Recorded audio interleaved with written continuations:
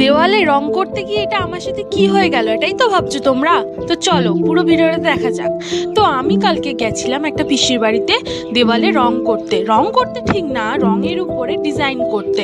তো প্রথমে আমি না পেন্সিল দিয়ে এঁকে নিয়েছিলাম, আর ভালো করে এঁকে নেওয়ার পর পেন্সিলের যে বর্ডারগুলো দিয়েছিলাম না, সেগুলো আমি ব্ল্যাক দিয়ে বর্ডার দিচ্ছিলাম যাতে রংটা ভালো করে করতে পারি। তো তারপর আমি ব্ল্যাক দিয়ে ওটা ভরাট করে নিচ্ছিলাম।